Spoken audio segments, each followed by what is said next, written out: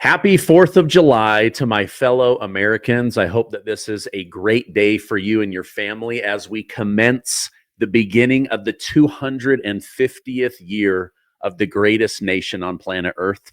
Today, I'll cover a failed assassination attempt against President Donald J. Trump. A group of members of Congress are demanding that President Trump be chiseled into Mount Rushmore because of all he has accomplished. Other members of Congress are following General Michael Flynn's counsel that President Trump should have the former heads of the CIA and the FBI indicted for what they did to President Trump and betraying America. And President Trump sends Marines to Florida as he ramps up deportation efforts. Thank you guys so much for liking and sharing these videos with family and friends. It really helps me out. Let's jump right into the news. Let me start off by telling you how several members of Congress are calling for President Trump to be added to Mount Rushmore. So Representative Andy Ogles has sent a letter to Secretary of Interior Doug Burgum urging that President Trump be added to Mount Rushmore. He's the most powerful president maybe in the last 100 years. He's done more to accomplish peace, to rebuild the American economy twice. On and on and on, they say he should be added to Mount Rushmore. Now, I want to hear from you guys in the comments. What do you think about this? Is it too soon? Is that a little bit over the top? Is that the right move? I'll wait to hear from you guys, but I think there might be something to this. There might be some merit to adding him to the Mount Rushmore National Monument down the road. All right, now there has been another attempt on President Trump's life. It was evaded thanks to a girlfriend whistleblower. So this is not as strong as the other ones, but nevertheless something that the FBI took serious, and it ended up being absolutely true. The FBI arrested two Florida men, Isaiah Oglesby and James Thomas Goolsby, for allegedly plotting to bomb the White House and commit mass murder. The plot, dubbed as Skibbity Massacre, was uncovered by Oglesby's girlfriend. She then alerted authorities to his social media posts. These included violent rhetoric, anti-Semitic and anti-Christian comments, and a plan to radicalize his son. The Pinales County Sheriff investigated and got the FBI involved, and it led to the arrest of these two men. So kudos to this girlfriend for having the courage to expose her boyfriend. My guess is they are no longer dating, but pretty crazy how many people in the country want President Trump's head on a platter or his head on Mount Rushmore. Either way, I am very grateful that this did not go forward. Now, in a tight 218 to 214 vote, the House approved President Trump's expansive GOP mega bill. This will now go to the president's desk to be signed later today. The One Big Beautiful Bill authorized $150 billion in defense spending, over $40 billion to ICE, the largest tax reduction in our country's history, no tax on tips, overtime, and Social Security, and it doubled the child care tax credit for parents in America. It strengthened the border, which will allow President Trump to keep his campaign promise of keeping America safe and the border tight. It also gave ICE what it needs in order to round up the remaining illegal immigrant criminals that do not belong in our country. Let me go ahead and show you what was said by Speaker Mike Johnson on the topic. The yeas are 218, the nays are 214. The motion is adopted.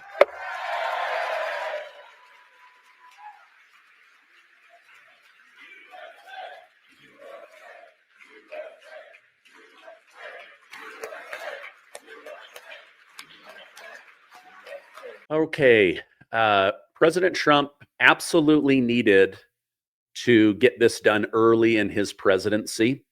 He now can turn his focus to getting illegal immigrants that are criminals out of the country. He can keep the border strong, rebuild the military, on and on and on. There's so many things he needs to get done. Ronald Reagan said, and I think this led to President Trump pushing within 200 days to pass the biggest legislative package in history, that Ronald Reagan said he waited too long in his presidency to get the money stuff handled, and that it was something that he regretted. So that has now been handled, and it's amazing.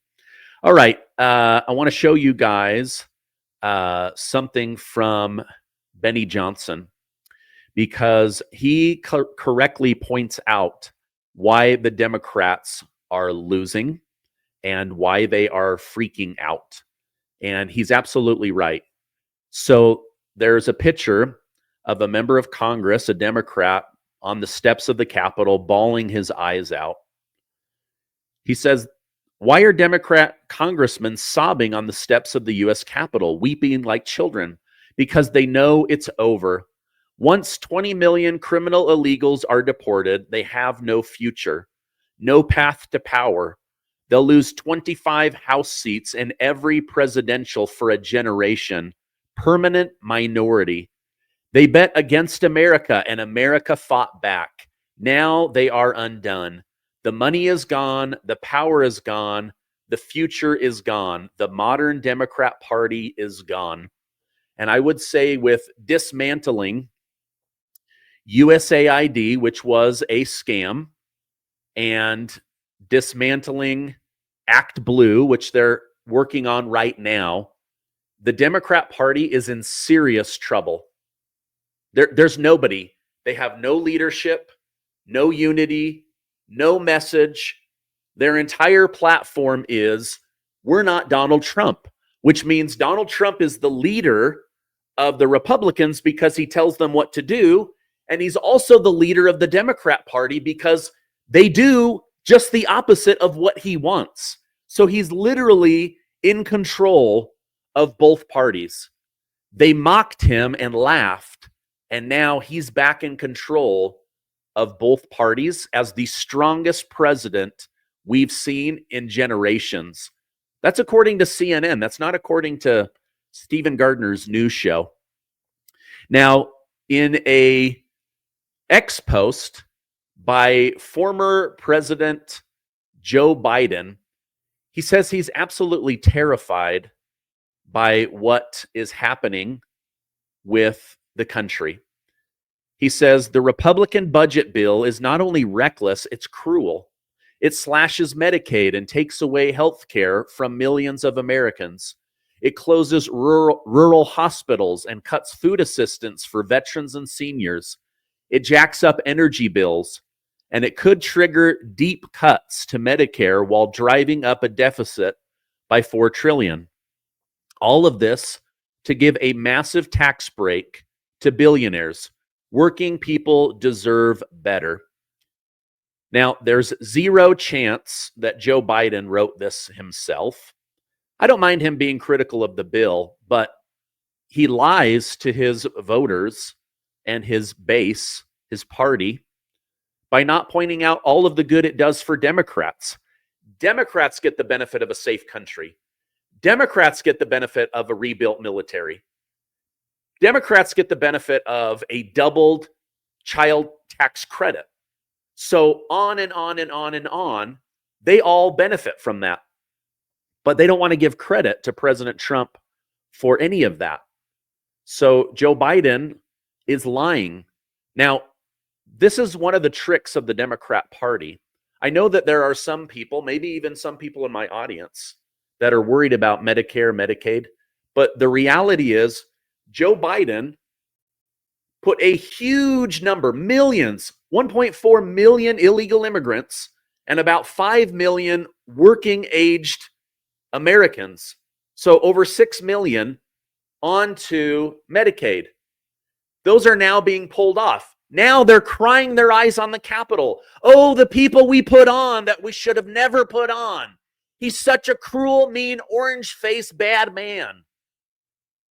Now, no bill is going to take care of everybody, but to say that this is for billionaires is wrong. Because listen to this. A new study showed that if the federal government seized all of the assets of Jeff Bezos, the second richest man on planet Earth, they would burn through that money in 12 days. So literally, if you took all of the money of the billionaires in America, you would run out of money in 1 quarter, because they're burning through $1 trillion every 90 days. So the billionaires that create the jobs and spend most of the money in America, should they be paying taxes? Yes. I 100% believe they should be paying taxes. But to make them the boogeyman, the demon, if you just dig into the math and the tax code, they're just setting them up as a straw man for their bad policies.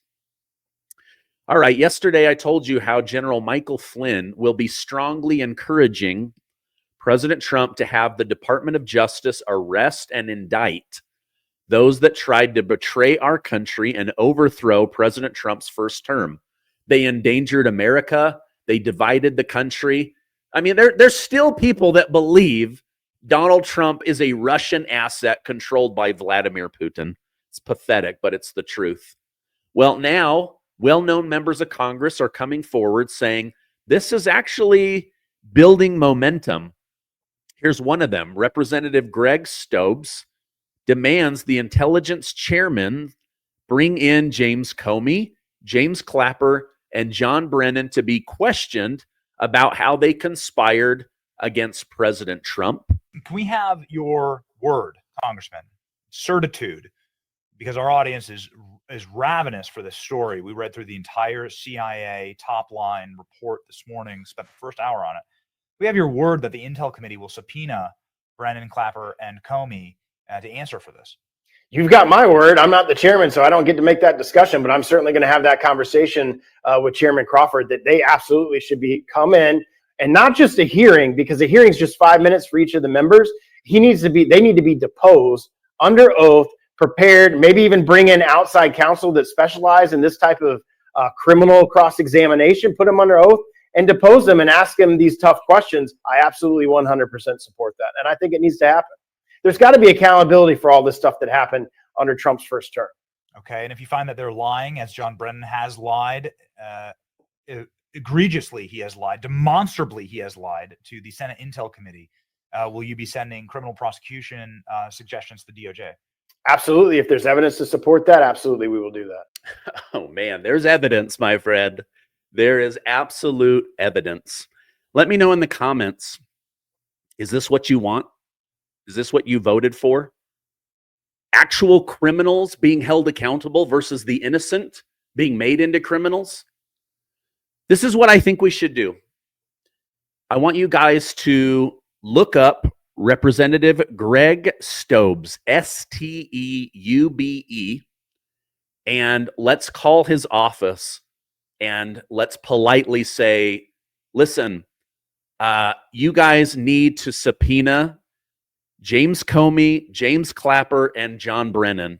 You need to ask the DOJ to investigate them. If we don't let them know that this is something we want, it won't happen. This guy sits on the one committee that can make this happen. So we have to call. For every call they get, they assume 1,000 other Americans want this. So if 5,000 of us call, they're going to assume millions and millions of Americans want this to happen. So I'm going to call them. I urge you to give them a call as well.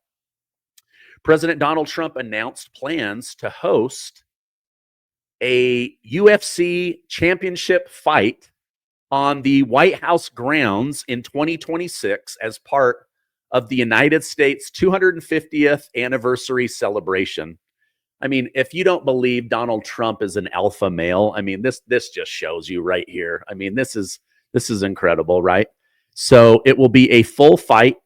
They're going to bring in grandstands, 20 to 25,000 people. It will be hosted on pay-per-view. It'll be really amazing.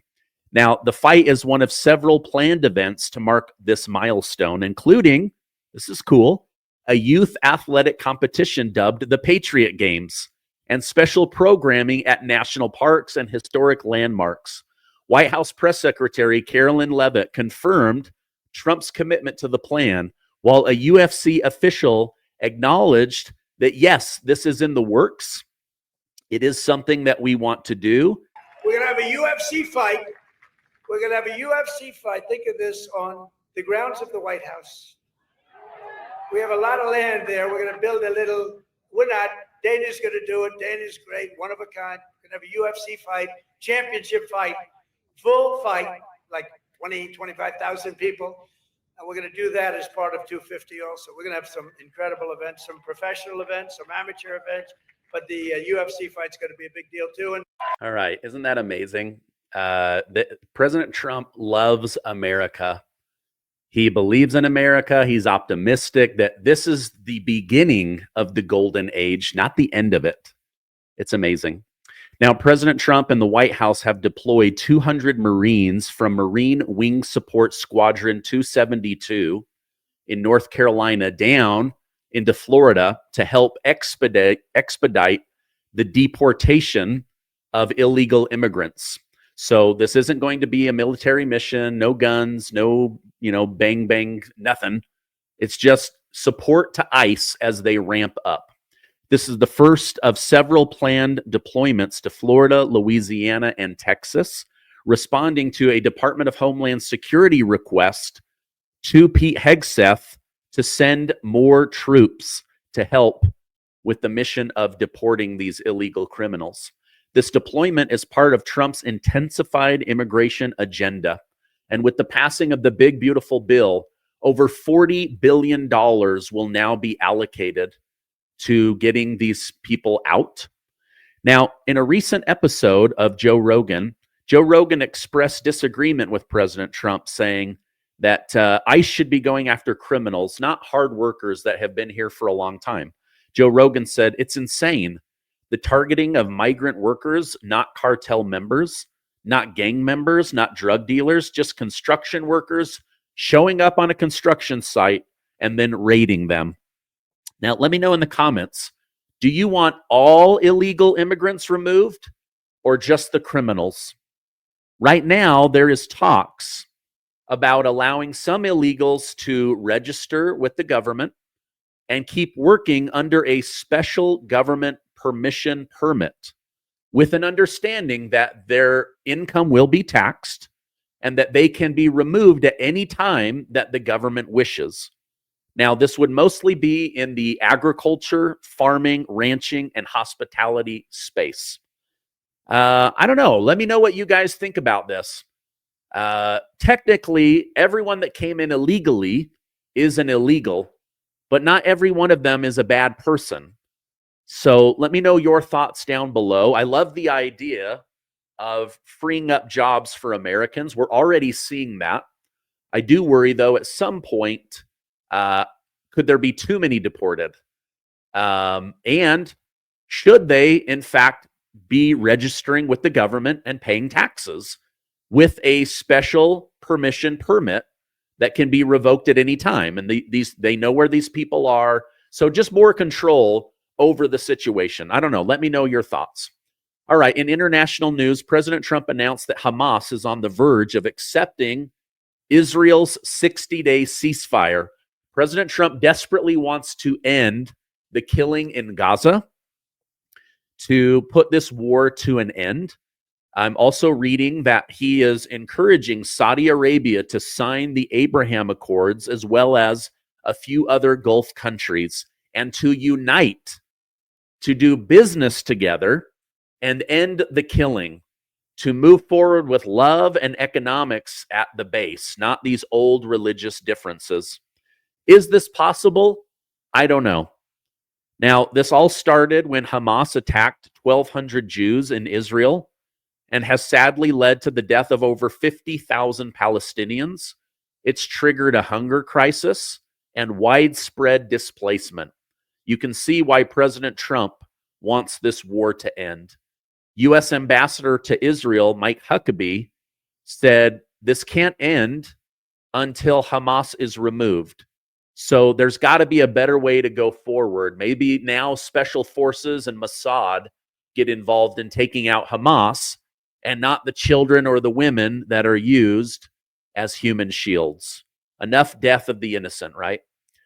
Now, speaking to the news, he insisted that Hamas must be completely dismantled, echoing President Trump's position that the group cannot hold power in Gaza, or else we'll just be right back where we were in the future.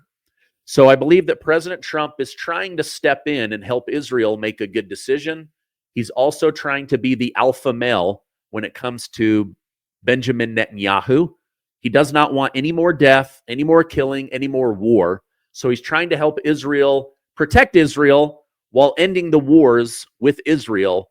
I don't know. Let me know what you guys think about this. I hate that we have to be involved in any of it, but somebody's got to step in and end all of the killing. Also, Russia continues to say they are ready to end this war as soon as Ukraine and NATO are ready to end the war. All right, happy 4th of July. I love you guys. If you could, give this video a like. It tells YouTube and Rumble to share it with others. Also, hit that subscribe button. We're almost to 2 million amazing truth seekers. I love you guys. Stay amazing, and I will see you on the next video.